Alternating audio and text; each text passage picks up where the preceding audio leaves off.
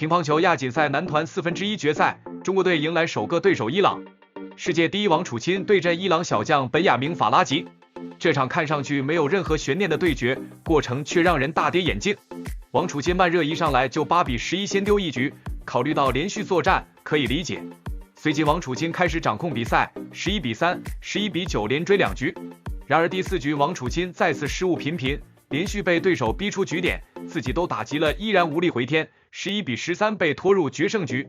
面对这个14岁的对手，王楚钦在决胜局又落后，一度陷入绝境。